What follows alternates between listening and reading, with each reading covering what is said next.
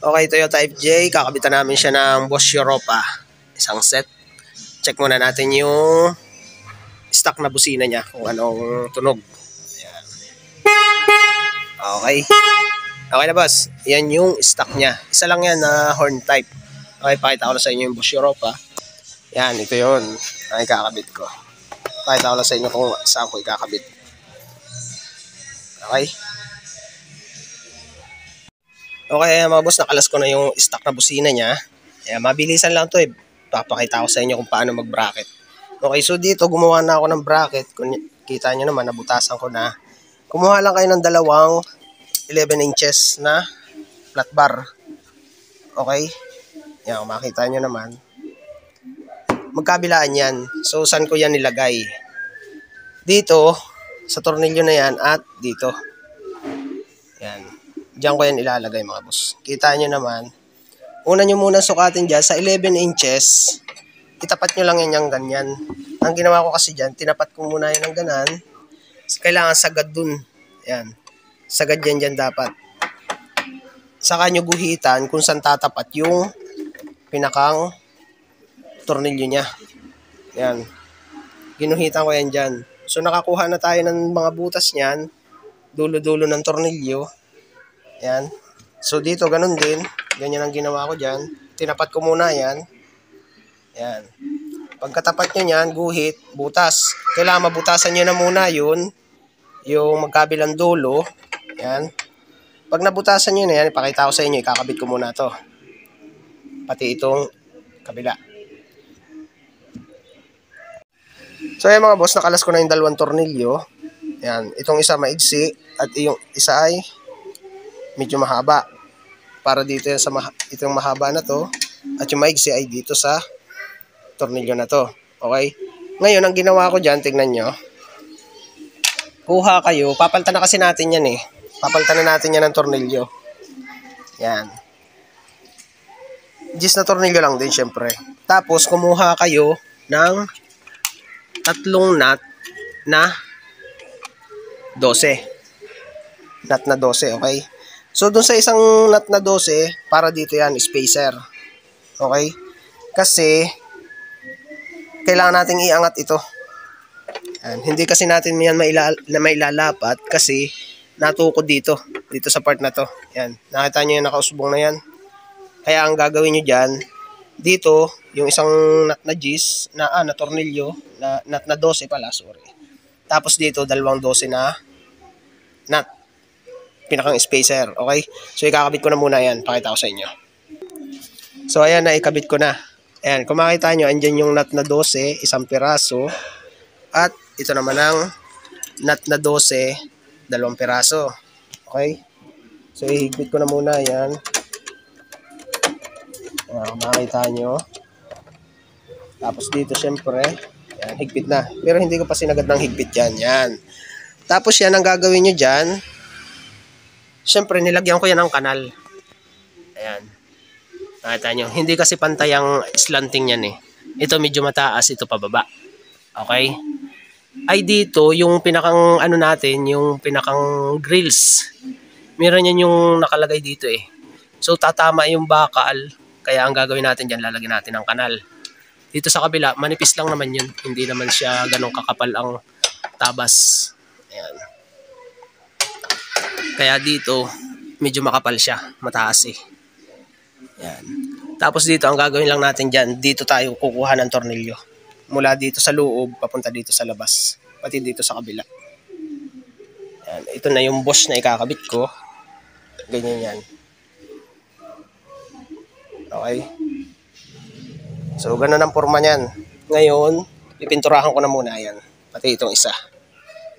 Para diretso install na nung busina. Yan. Kailangan lang spacer dyan. Okay. Okay, ayan. Napinturahan ko na mga boss. Naikabit ko na rin. So, ganito naman ang ginawa ko.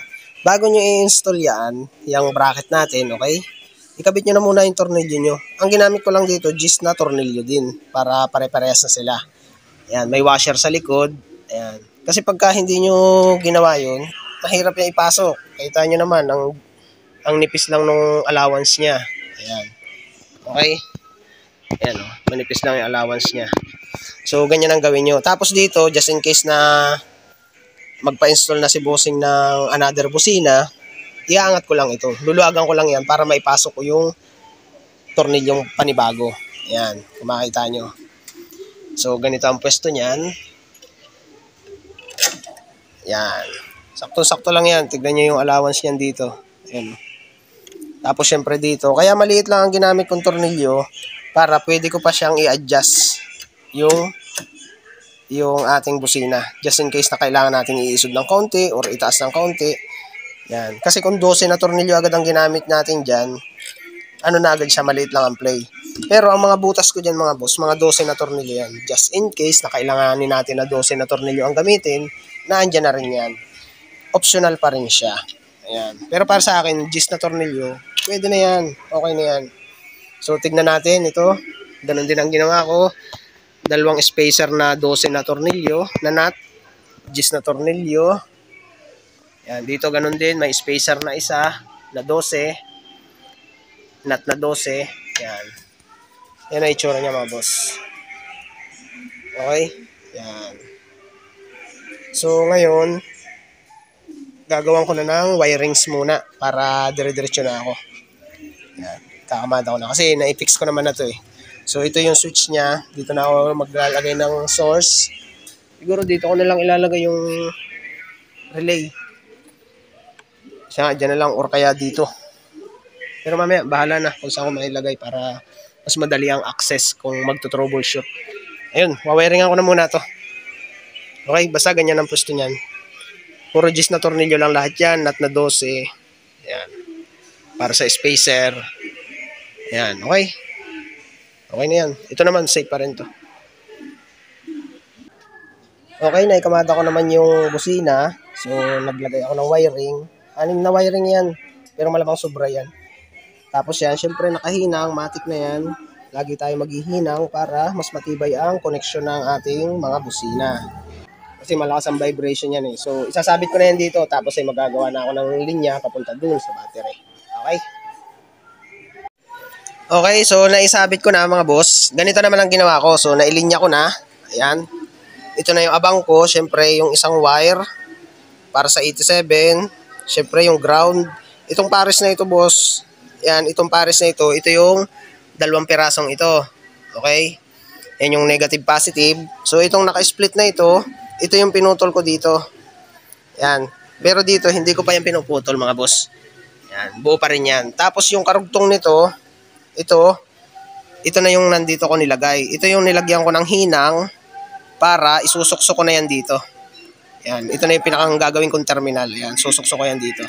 Tapos, itong wiring na ito, ilulusot ko na yan dito sa part na to. Yan. Ilusot nyo yan dyan. Bahala kayo kung saan nyo gusto. Dito, sa akin kasi dito ko ilulusot yan. Or, pwede rin naman dito. Yan, sa banda rito. Open din naman siya eh. Pero dito ko na lang ilalagay. Yan. Pinagdaanan nitong sa condenser. Sa aircon. Yan. May foam naman yan eh. So yun, doon ko yan padadaanin. Pag ganyan. Okay? So, ito yung abang niya na pangalawang busina. Yan. Yan na yung abang ko. Tapos yung sa Bosch, diyan ko na ilalagay yan. Just sa center. Tapos yung i-additional, kung gusto i-Bosch Europa or Roots, mahalin lang dyan, pwede yan. Okay? So ililinya ko na muna to. Tapos ito, isusukso ko na lang ganyan.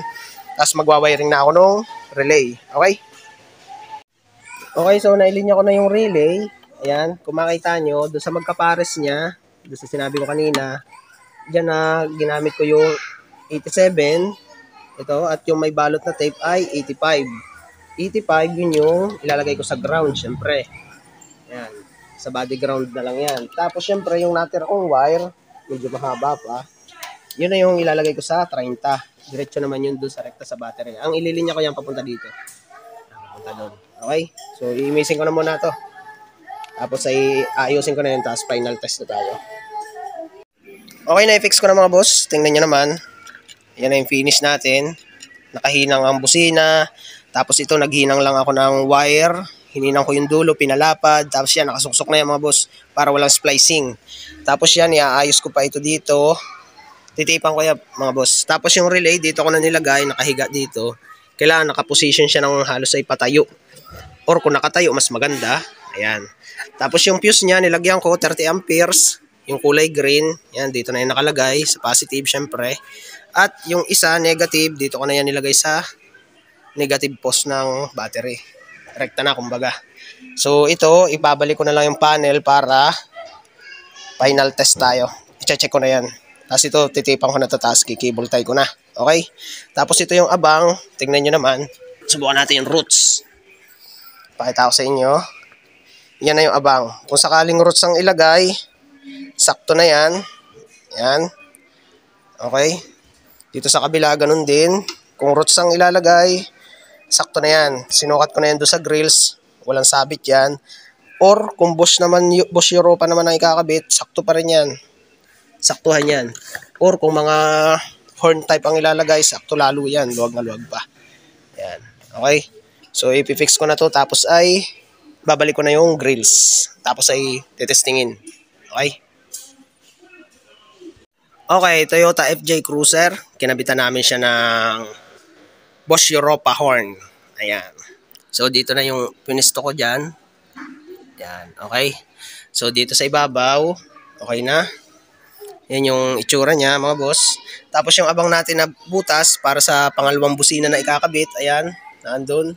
Ang bracketing niya, ayan.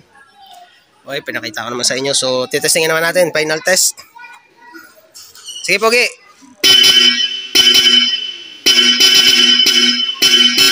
Okay, ayos na.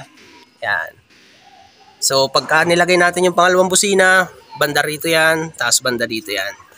Magiging apat. Lahat, nandito lahat sa grills. Tapos yung allowance niya, tingnan nyo mga boss. Malaki pa. Ayan. Malaki pang allowance yan. Okay? So, ayun.